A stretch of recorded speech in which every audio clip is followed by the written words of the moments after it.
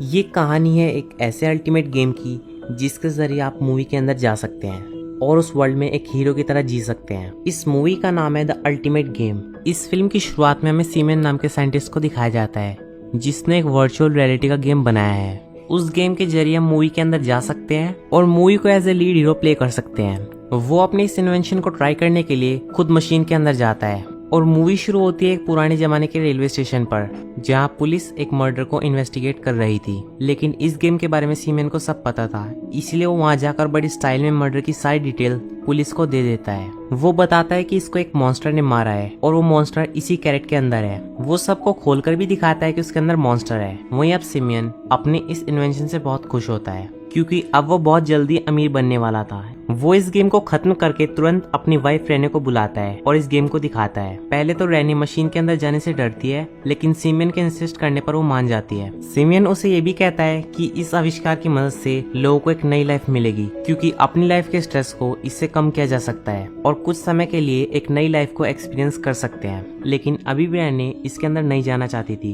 क्योंकि जैसे मूवीज में वो मॉन्स्टर से बचते बचते घूमते हैं, वो ऐसी लाइफ जीना बिल्कुल भी पसंद नहीं करती थी, इसलिए वो वहाँ से चली जाती है। फिर सिमियन रेने के पास जाता है तो उसे असली रीजन का पता चलता है क्यों रेने उससे गुस्सा हो गई थी, क्योंकि रेने को लगने लगता है कि सिमियन अपनी मैरिड लाइफ से स्ट्रेस में है जिसकी वजह से उसने ये मशीन बनाई है ताकि वो कुछ समय के लिए अपनी स्ट्रेसफुल लाइफ को छोड़कर किसी और की लाइफ को जी सके। रेने उसे ताने देना शुरू कर देती है कि हमारी शादी को 1 साल भी नहीं हुआ है और तुम हमेशा उस मशीन से ही चिपके रहते हो, हम कभी भी कहीं घूमने तक नहीं गए हैं। लेकिन सिमियन उसे समझाता है कि ऐसा कुछ नहीं है, बल्कि ये मशीन तो हमारे उज्जवल भविष्य के लिए है जिसे मैं बना रहा हूँ। अगर ऐसा होता तो मैं तुम्हारे पापा के मना करने के बाद भी तुम्हारा हाथ उनसे क्यों मांगता। असल में रेने के डैड अपनी बेटी की शादी सीमेन से नहीं कराना चाहते थे क्योंकि सीमेन के पास पैसे नहीं थे, वो बहुत गरीब था।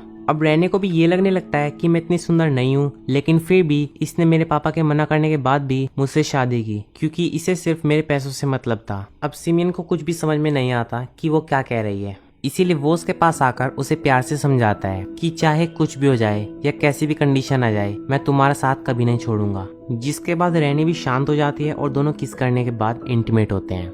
रात को सिमियन फिर उसी मशीन में जाता है और वही मूवी स्टार्ट करता है। वहाँ सिमियन मूवी के लीड हीरो क्रिस्टोफर ली बनता है, जहाँ उसकी मुलाकात एक लड़की से होती है। वहाँ वो उसके साथ फ्लर्ट करने लगता है, जिसके बाद दोनों साथ वहाँ से चले जाते हैं। वहीं एक पुलिस वाला उस मॉन्स्टर को फिर से देखने की कोशिश करता है और गलती से मॉन्स्टर के डिब्बे को खुला छोड़ देता है, जिससे वो मॉन्स्टर वहाँ से बाहर निकल जाता है। लेकिन उसको वो पुलिस वाला देख लेता है, जिससे वो भागकर गेट को वापस बंद करने की कोशिश करता है। लेकिन मॉन्स्टर उससे अपनी आंखों से उसकी आंखों में देखकर उसे एक अनजान शक्ति से मार देता है। वहीं रियल वर्ल्ड में रहने की रात को आंख खुलती है तो वो सीमेन को अपने बगल में नहीं पाती, जिस वजह से वो काफी नाराज हो जाती है। इसलिए अगली सुबह वो सीमेन से ताने भरे शब्दों में बात करती है, लेकिन सीमेन को इस बात से कुछ भी फर्क नहीं पड़ता और वो वहाँ से चला जाता है। अब इस बात से रहने का पारा और भी ज्यादा हाई हो जाता है, जिसके बाद वो वहाँ से कहीं बाहर घूमने के लिए चली जाती है। वो सीमेन के लिए भी एक कार्ड छोड़कर चली जाती है, जिसमें वो अपनी लोकेशन लिख देती है और ये भी लिखती है कि अगर वो आना चाहे तो आ सकता है। लेकिन सीमेन को तो एक अच्छा मौका दिखता है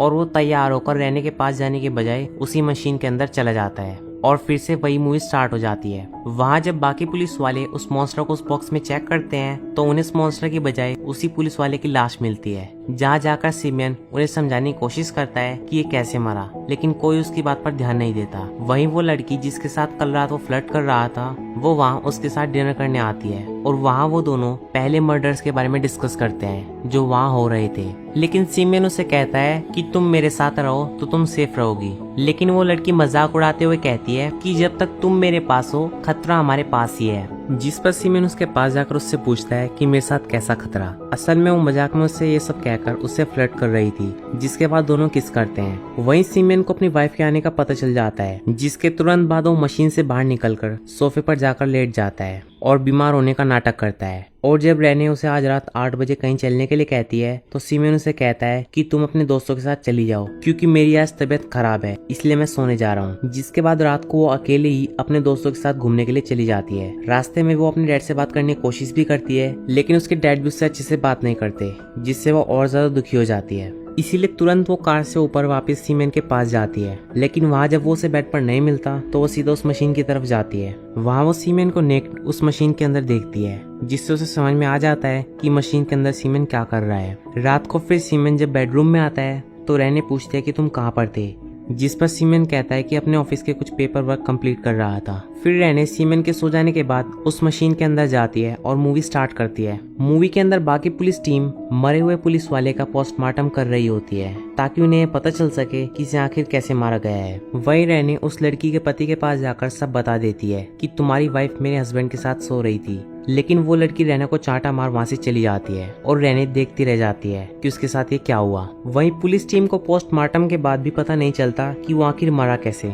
उन्हें बस ये पता चलता है कि उसके ब्रेन से मेमोरी इस तरीके से गायब कर दी गई थी जिस तरह ब्लैक बोर्ड पर लिखे हुए चौक को मिटा देते हैं। वहीं वो मॉन्स्टर जो बाहर निकल गया था वो ट्रेन के ड्राइवर पर हमला कर देता है। वहीं रेने उस लड़की से बार बार कहती है कि मेरे पति से दूर रहो और फिर ये भी कहती है कि मुझे ये बेकार की मूवी बिल्कुल पसंद नहीं। लेकिन इतने में ही वो पीछे से मॉन्स्टर आकर उसे पकड़ लेता है और उसे भी अपनी आंखों के जरिए अनजान शक्ति से मारने लगता है, जिससे वो भी उसी वे में मर जाती है जिस तरीके से वो पुलिस वाला मरा था। लेकिन तभी रेने मशीन से बाहर निकलने का बटन दबाती है और बाहर निकल जाती है, लेकिन उसकी आंखों से खून अभी भी बह रहा था।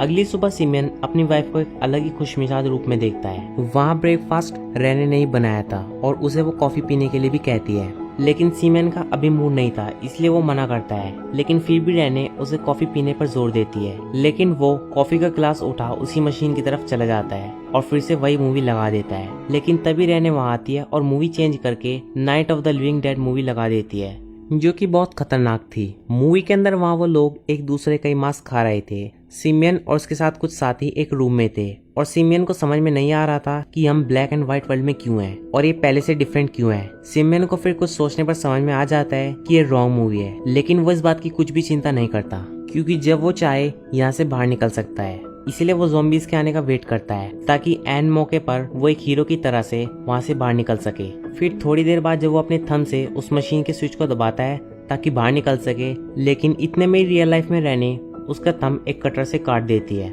जिससे मूवी के अंदर भी उसके हाथ से बाहर निकलने का डिवाइस गायब हो जाता है और सीमेन रहने रहने चिल्लाता रह जाता है और ये मूवी यहीं पर खत्म हो जाती है। दरअसल यहाँ पर हुआ ये होता है, रहने इस मशीन की वजह से और अपने हस्बैंड की वजह से बिल्कुल खुश नहीं थी। वो हमेशा परेशान रहती थी और जब उसके पिता ने भी उसका साथ नहीं दिया तो वो बहुत ज्यादा मेंटली स्ट्रेस में चली जाती है और जब वो अपने हस्बैंड को नेक्ड देखती है तो वो आउट ऑफ कंट्रोल होकर ये प्लान बनाती है उसे गेम में फंसाने का। तो दोस्तों ये थी द अल्टीमेट गेम मूवी की कहानी।